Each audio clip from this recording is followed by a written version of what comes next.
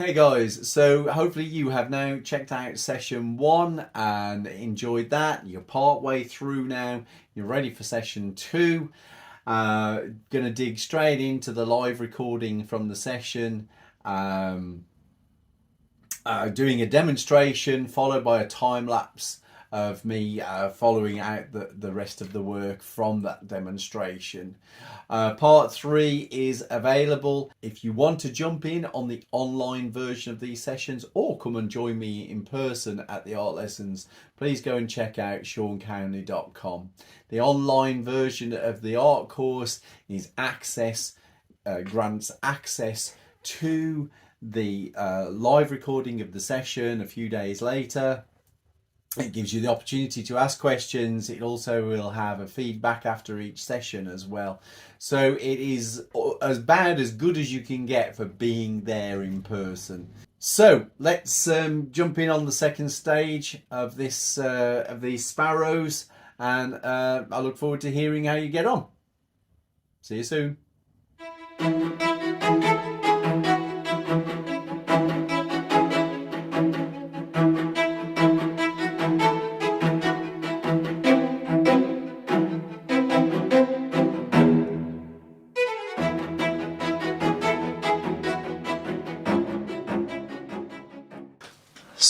So I am going to start here with the eye.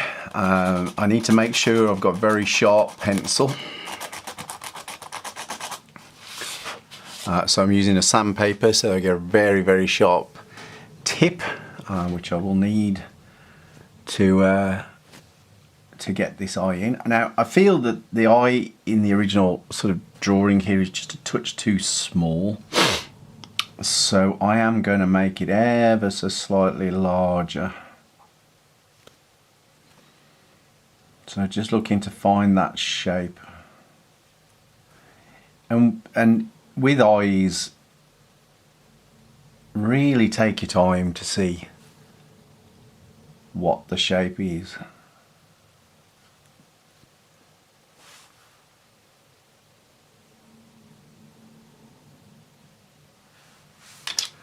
That's better. It's a slightly bigger size now. So in the eye there is this sort of highlight on the right hand sort of back edge looking at it. So I just want to lightly mark out where the shape of my highlight is, and then I can start to fill in all of the dark. Now I don't use too much pressure at this point.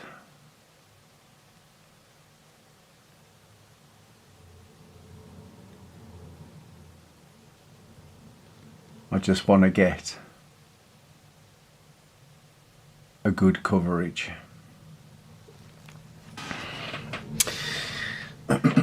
So as with the other eye, there is a reddish brown cast. You can only just really pick it out on this particular bird. It's more prominent on this bird. But and we can see in the sort of the lower arc of the eye. So going back to the 217 colour that I've used up till now, which is a cadmium red, middle cadmium red, and I just want to start getting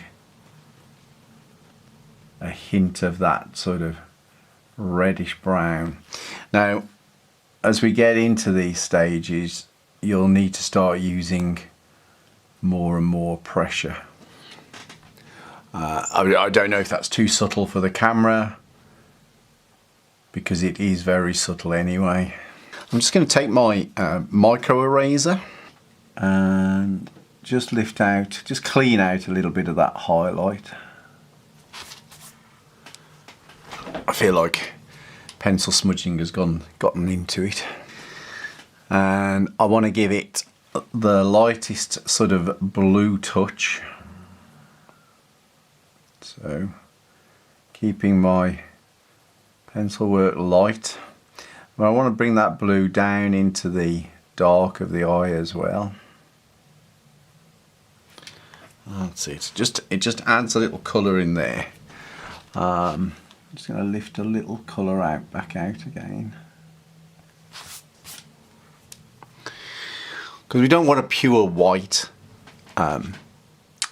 highlight there. Okay. I'm going to go back in with the black now. Start pushing the depth of colour. Getting the shape of that highlight.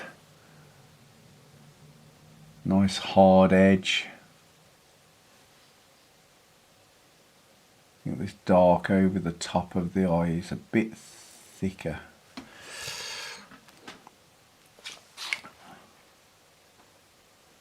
I'm going to refine the shape a little at the back of the eye here. There's a bit more of a point than I've got.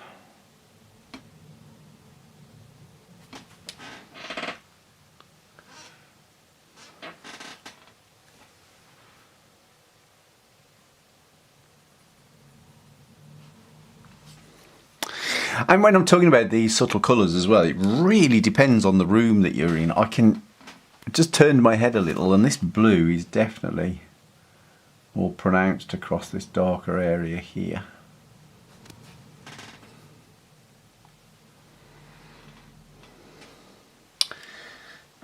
And I can see a little bit more redness on this side, so just pulling in one of the reds I've already used. In this instance, this is the deep vermilion. Sharpen up my purple now, which is still this imperial purple that I've been using all along.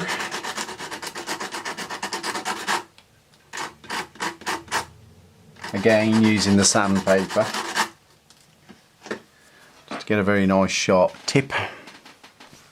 And what I'm looking to do now is just refine this sort of dark patch that comes around the eye, because I've got to slightly adjust it because I've made the eye bigger.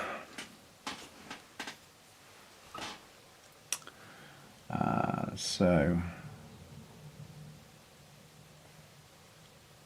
just trying to find the shape as it comes around the eye and forms that little light highlight.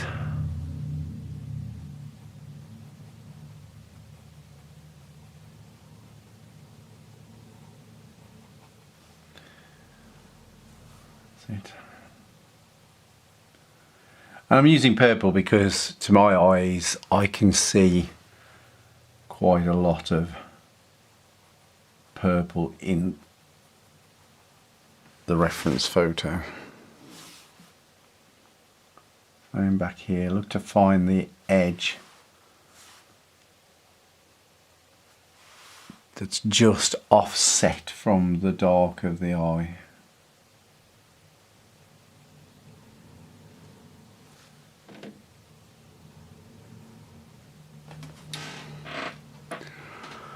And then there is a dark patch that comes over the top of the eye, which gives us that last little bright edge around the eyeball.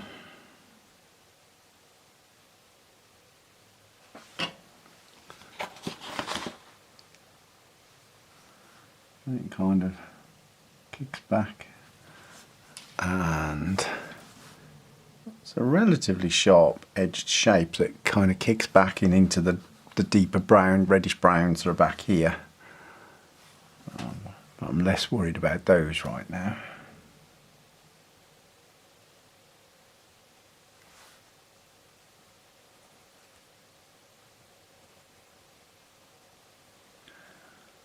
And then just give that a bit of depth.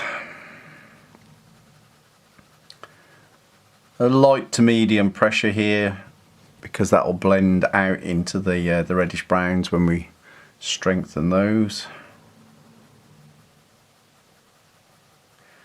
And notice I'm using a circular motion. It looks side to side just because it's going fast, but it is a circular motion that I'm using to keep the motion blur effect that you get at bay.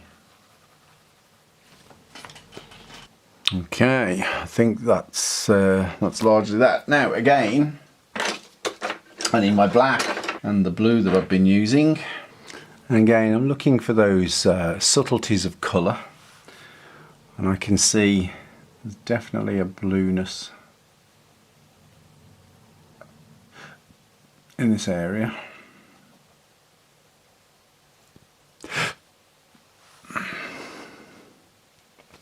And what we've also got here as well is a hard edge where it meets the lighter feathers. So I'm basically going to draw in the sort of zigzaggy shape that I can see of the feathers just there. So as I start to find that edge,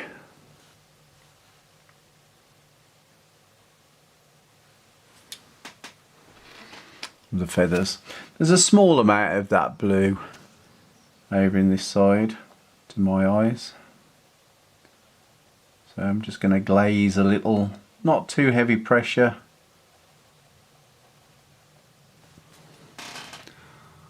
So that's, then I'm going to go in with the black to start finding some of the heaviest arcs, and I'm using a much firmer pressure now. And I'm using this stage as well to start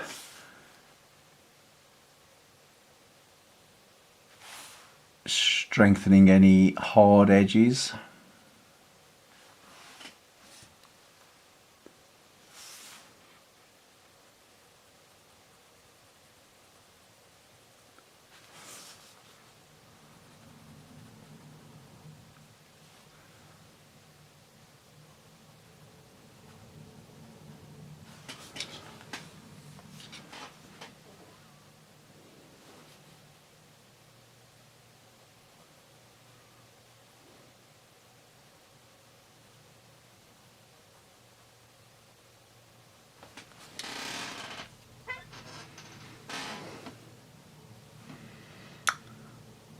I'm just going to switch back to the purple because I can see we've got some, again, some hard edge shaping as it comes down beneath the eye, this dark patch. And I want to find where that edge is.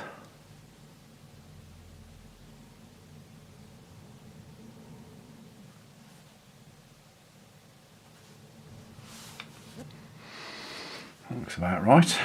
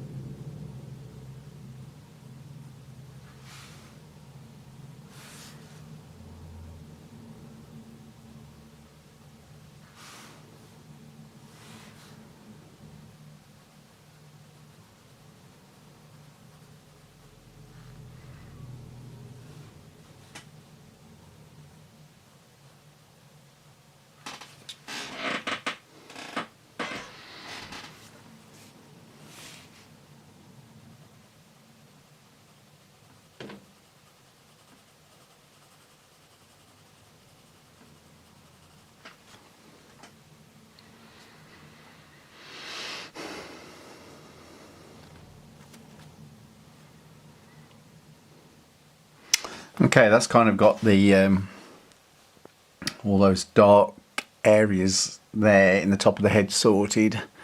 I'm looking at this, the sort of the darker brown area now.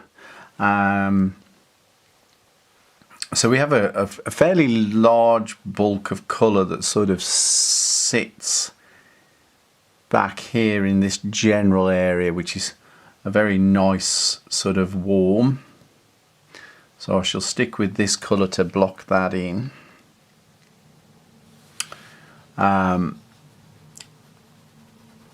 Just to get a feel for the shaping and the space. So just a medium pressure. It lightens off, so I'm just trapping some light on the back of the edge here. The back of the head, should I say.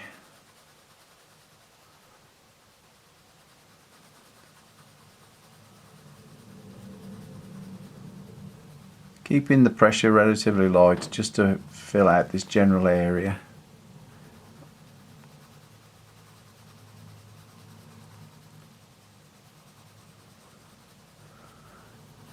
Okay. So in most places this is a relatively soft edge, so just keeping it nice and feathered, nothing too hard edged. As we come in across towards the top of the eye, we get this sort of slightly heavier edge, and then we can just blend this colour across these darks that we laid across the top of the eye to start building the blend.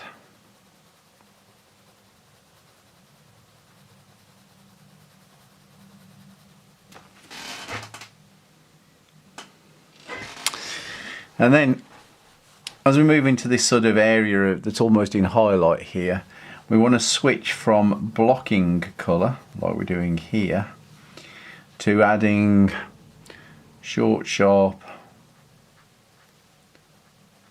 little marks that sort of follow the direction of growth of the feathers. And this will start to build the texture that we can see there and give it more of an implied detail.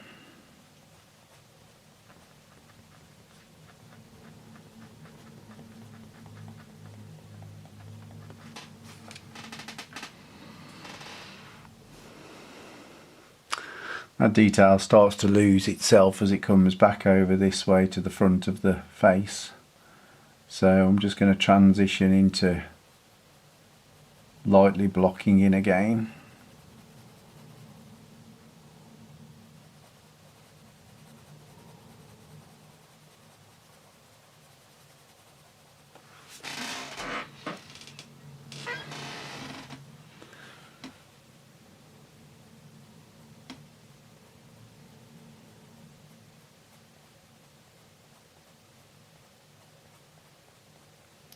Right now this sort of highlight isn't really standing out that much because the green is still very sort of light in the background. That's something we will be strengthening up, which will then give us our final edge with the highlight on it.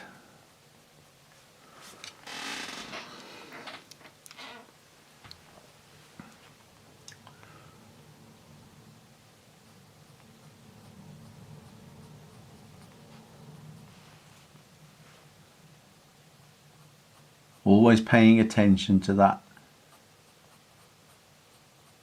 direction of growth.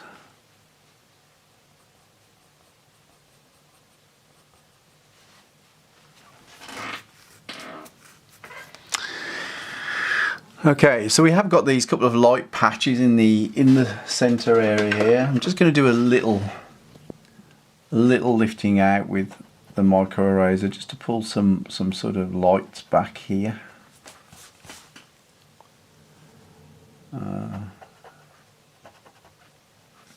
Just some patches, and then look for the sort of the basic shape. I'm just giving myself a bit of a line to work with. Just working across those those areas I've just lifted out. And I'm not trying to be 100% accurate to what I can see in the photograph. I'm just looking to find the basic essence of the fact that there's some light patches in the feathers here. There's also this sort of light patch just at the back of the eye, so I want to just be sure I know where that edge is, and then just start filling in around these shapes we've just drawn, so we leave behind, or we are left then with the patches of light colour.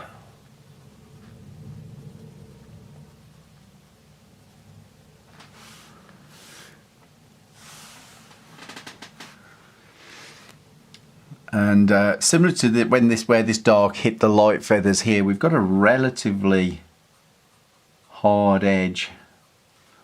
So I'm just going to look to draw that edge in something akin to what it is in the photograph.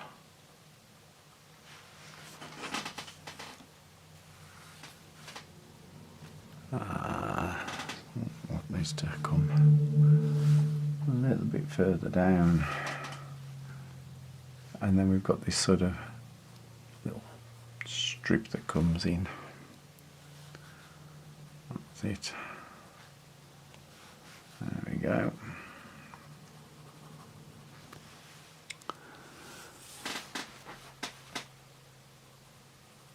So once I've found that edge and I've lined it in, then I can just block in the colour.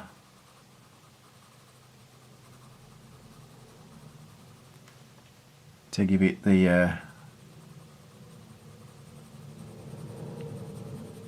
more definition.